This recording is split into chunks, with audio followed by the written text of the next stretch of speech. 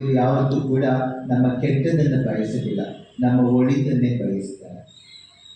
ನಾವು ಒಳ್ಳೆಯದು ಮಾಡಿದರೆ ಒಳ್ಳೆಯ ಪ್ರತಿಫಲ ನಮಗೆ ಸಿಗ್ತದೆ, ಕೆಟ್ಟದ್ದು ಮಾಡಿದರೆ ಕೆಟ್ಟ ಪ್ರತಿಫಲ ನಮಗೆ ಸಿಗ್ತದೆ. ಅದಕ್ಕೋಸ್ಕರ ಇವತ್ತು ನಾವು ಸಂತ ಅಂತೋನಿ ಅವರಿಗೆ ನಮನವನ್ನು ಸಲ್ಲಿಸ್ತಾ ಇದ್ದೇವೆ. ಸಂತ ಅಂತೋನಿ ಅವರನ್ನು ನಾವು ಪವಾಡ ಪುರುಷ, ಸಂತರು ಹೀಗೆಲ್ಲ ಕರೀತೇವೆ. ಕಾರಣ ಇಷ್ಟೇ, ಅವರು ಒಳ್ಳೆಯ ಜೀವನವನ್ನ ರೂಪಿಸಿದ್ರು. ನಾವು ತುಂಬಾ ಸಂತರನ್ನ ಪೂಜಿಸ್ತೇವೆ ಅಲ್ವಾ? ಯಾವೆಲ್ಲ ಸಂತರು ಹೆಸರು ಗೊತ್ತಿದೆ? ಸಂತ ಅಂತೋನಿ, ಮತ್ತೆ ಸಂತ ಫ್ರಾನ್ಸಿಸ್, ಮತ್ತೆ ಸಂತ ಅಲ್ಫೋನ್ಸ, ಮದರ್ ತೆರೇಸಾ, புனித வனத்து சின்னப்பர், ಸಂತ ಚಿನ್ನಪ್ಪ, ವನ ಚಿನ್ನಪ್ಪ. ಹೀಗೆ ತುಂಬಾ ಸಂತರನ್ನು ನಾವು ನೋಡ್ತೇವೆ.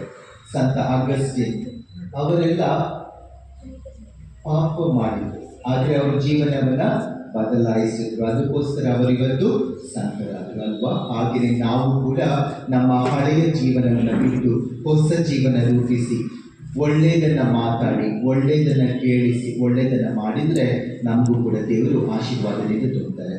ಸಂತ ಅಂತೋನಿ ಅವರ ವರದಾನದಿಂದ ನಮ್ಮ ಕುಟುಂಬಗಳನ್ನು, ನಮ್ಮ ಜೀವನವನ್ನು ದೇವರು ಹರಸಲಿ ಎಂಬುದಾಗಿ ನಾವು ಪ್ರಾರ್ಥಿಸೋಣ.